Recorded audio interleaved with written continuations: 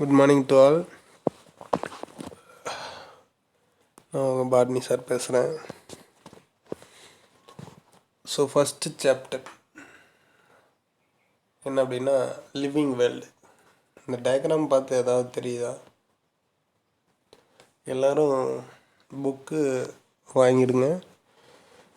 Book இல்லைன்னா கூகுளில் போய்ட்டு டெக்ஸ்ட் புக் டவுன்லோட்னு கொடுத்தீங்கன்னா 6th ஸ்டாண்டர்ட்லேருந்து ஒவ்வொரு செக்ஷனாக இருக்கும்.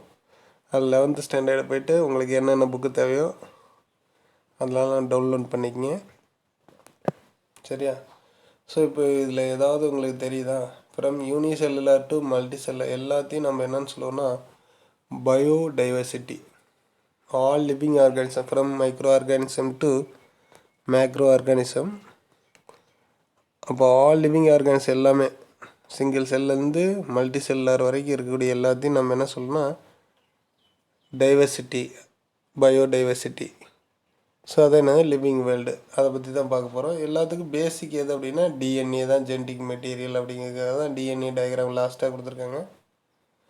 ஓகே, நம்ம ஃபஸ்ட்டு சாப்டர் வைஸ் போகலாம். First earth was formed some 4.6 billion years ago. எத்தனை வருஷம் இருக்கலாம் வரலாம், அப்ராக்சிமேட்லி தான். It is a life supporting planet with landforms like mountain, plateau, glaciers, etc. Life on Earth exists within a complex structure called Biosphere. எல்லாத்தையும் நம்ம டோட்டலாக சொல்கிறது என்னது, உயிர்கோளம் அப்படின்னு சொல்லுவோம் இல்லையா, அதுக்கு பேர் தான் என்னது பயோஸ்பியர். அப்போ தேர் எக்ஸிஸ்ட் மெனி மிஸ்டரிஸ், என்னென்னா அண்ட் ஒண்டர்ஸ். சில புதிர்களாகவும் wonders in the living world. Some are not visible, but the activity of some capture of attention of all. சில புதிர்களும் சில ஒண்டர்ஃபுல்லான நிகழ்வுகளும் நடக்குது இல்லையா. For example the response of sunflower to the sunlight. சூரிய ஒளி நோக்கி இருக்குது இல்லையா ஃப்ளாரு. அதே மாதிரி ட்விங்க்லிங் ஃபயர்ஃப்ளை, மின்மணி பூச்சி, இந்த dark forest, the rolling water droplets அந்த சர்ஃபேஸ் ஆஃப் லோட்டஸ் லீவ், அப்படியே அழகாக தண்ணி மேலே நிற்கும் இல்லையா லீஃபில். The closer of the leaf of Venus fly trap. எதுக்காகனா ஆன் இன்செக்ட் டச், பூச்சி டச் பண்ணோன்னா அதை சாப்பிட்றதுக்காக. And squeezing ink to escape from the predator. அது என்ன பண்ணுன்னா ஒரு கெமிக்கலை வந்து ஸ்ப்ரெட் பண்ணும், அப்போ தான் வந்து அதை சாப்பிடக்கூடிய இது வந்து எஸ்கேப் பண்ணி இது squid. From this it is clear that the wonder planet Earth harbours both land forms and life form ரெண்டுக்குமே. Have you thought of DNA molecule? 10th பார்த்துருக்கோம். டிஎன்ஏ வந்து என்னது, ஜெனட்டிக் மெட்டீரியல். இப்போ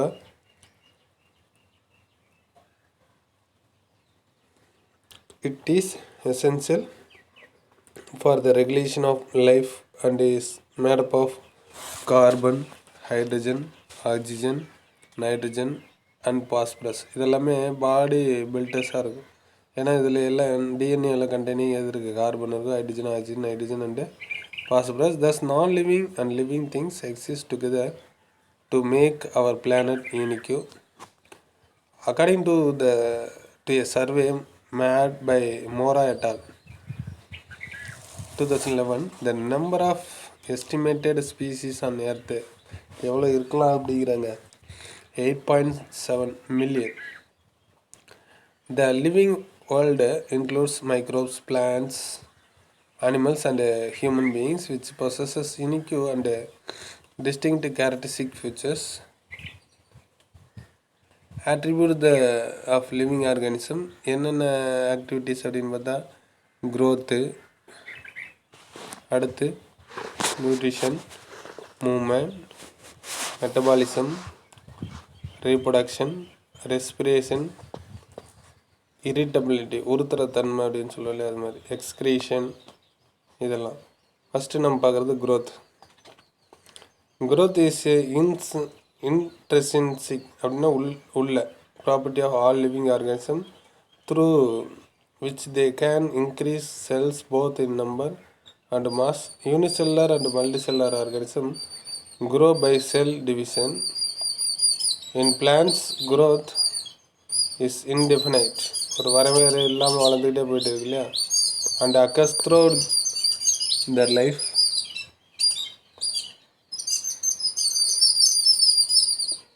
அடுத்து in animals, grow is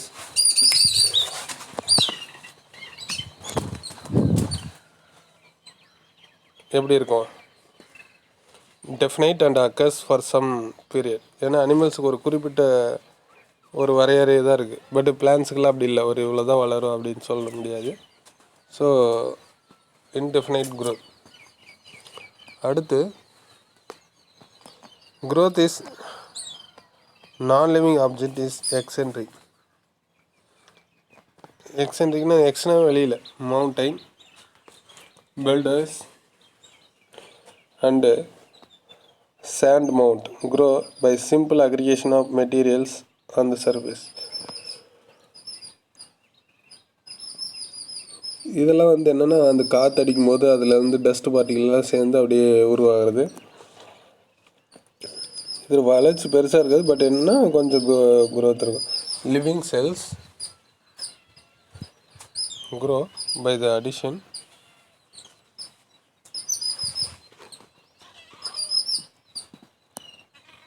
by the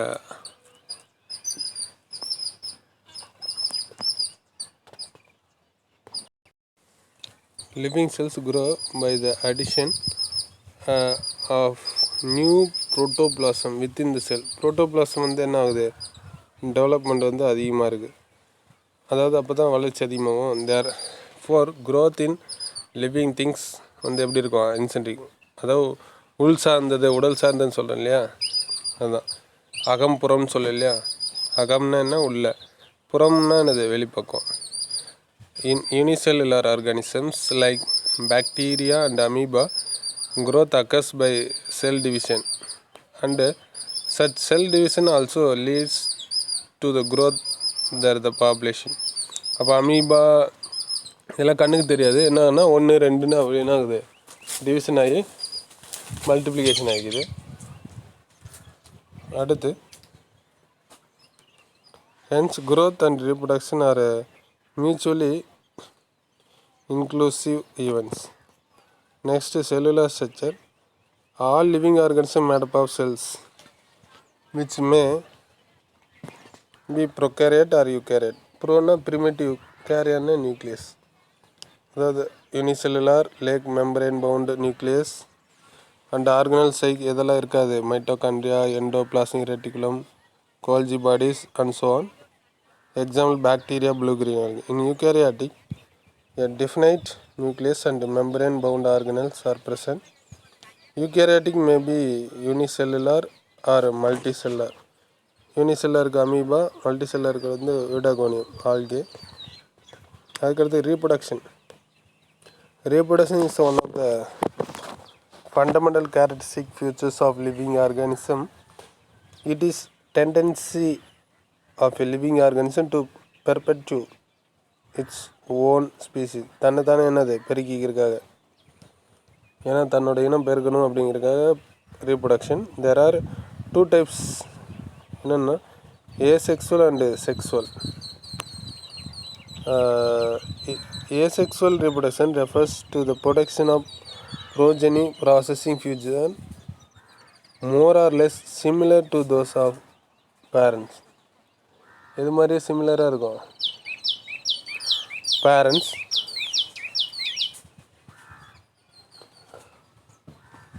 But sexual reproduction பார்த்தீங்கன்னா bring out the variation through recombination. New combination வருது இல்லையா. asexual reproduction in living organism occurs by the production of conidia. என்னது spore Aspergillus Penicillium, இது வந்து பூஞ்சையில். Budding hydra and yeast, மொட்டு விடுதல்னு சொல்லுவோம். அதுக்கடுத்து பைனரி விஷன்னா 2 டிவிஷன்ஸ், பாக்டீரியா அண்டு அமீபா. ஃப்ராக்மெண்டேஷன்னா சின்ன சின்ன துண்டு துண்டாக வருது, ஸ்பைரோகைரா. புரோட்டோனிமா அது வந்து பட் ஃபார்மேஷன் மாதிரி வந்து நியூ ஒன்றா வரக்கூடியது. அண்டு ரீஜெனரேஷன் பிளானேரியா அப்படிங்கிறது ஒரு புழு, வாம். எக்ஸப்ஷன் எதுனா ஸ்டெரைல் ஒர்க்கர் பீஸ் அண்டு மூல். மூல் அப்படிங்கிறது என்ன, ஹார்ஸுக்கும் டாங்கிக்கும் கிராஸ் பண்ணி கிடச்சிது. இதெல்லாம் வந்து ஸ்டெரைல் கண்டிஷன். அதுக்கடுத்து ரெஸ்பான்ஸ் டு ஸ்டிமுலை, தூண்டல். இப்போ நமக்கு எப்படி டச் பண்ணால் நமக்கு தெரியுது, அது மாதிரி all living organism are capable of sensing their environment and respond to various physical, chemical and biological stimuli. Animal sense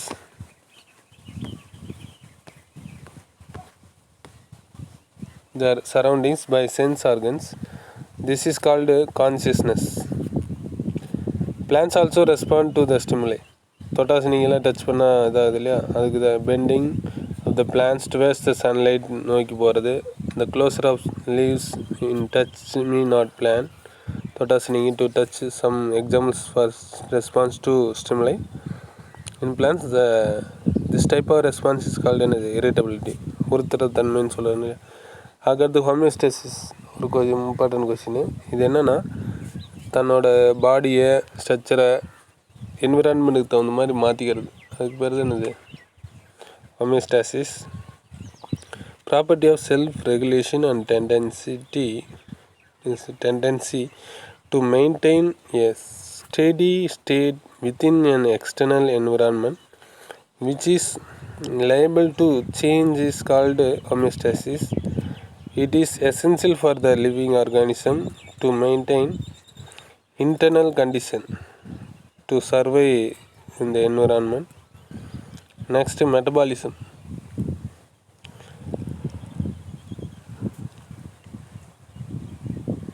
The sum of the chemical reactions taking place in a cell of living organism is called metabolism. It is broadly divided into anabolism and catabolism.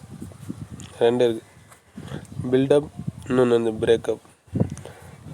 அதாவது the difference இங்கே கொடுத்துருக்காங்க, அதை பார்த்து தெரிஞ்சுக்கலாம். Anabolism, catabolism. Building up process, ஃபுட்டை form பண்ணுறது. அதை ஃபுட்டை உடைக்கிறது எது, கேட்டபாலிசம். Breaking down process. அப்போ smaller molecules combine together to form larger molecule. அதே மாதிரி larger molecules break into smaller units. அதுக்கடுத்து chemical energy is formed and stored. The stored chemical energy is released and used. Example என்ன, synthesis of protein from amino acids. அதே மாதிரி breaking down of glucose to CO2 and water. Movement, nutrition, respiration and excretion and are also considered as the property of living things. The levels of organization in living organism begin with atoms and end வந்து பார்த்திங்கன்னா biosphere. Each level cannot exist the isolation. Instead they form levels of integration. அதாவது டயக்ராமில் பார்க்கலாம். என்ன அப்படின்னா atoms very minute, அதெல்லாம் சேர்ந்து என்னது compounds. காம்பவுண்ட்ஸில் என்ன இருக்கலாம், கொலாய்டு இருக்கலாம், கிறிஸ்டல் இருக்கலாம், மிக்சர் இருக்கலாம். அதுக்கடுத்து ஆர்கனல்ஸ். ஆர்கனல்ஸில் என்னது லிவிங் செல்ஸ். டிஷ்யூஸ். டிஷ்யூஸ் எல்லாம் சேர்ந்தது ஆர்கன் சிஸ்டம், இண்டிவிஜுவல் ஆர்கானிசம். அதெல்லாம் சேர்ந்தது ஒரு பாப்புலேஷன். இந்த பாப்புலேஷனில் சேர்ந்து ஒரு கம்யூனிட்டி. பல கம்யூனிட்டியெல்லாம் சேர்ந்தது என்னது ஒரு ஈக்கோசிஸ்டம். எல்லா ஈகோசிஸ்டம் சேர்த்து என்னது உயிர்கோளம் பயோஸ்பியர். ஸோ இது ஒரு கொஸ்டினாக கேட்பாங்க. இந்த levels of organisation integration of living organism. Okay, so டெய்லியும் படிக்கிறத டெய்லியும் படித்து அது நோட்டில் எழுதி பார்த்துக்கிட்டிங்கன்னா உங்களுக்கு ஒர்க் லோடு கம்மியாயிடும். ஓகே.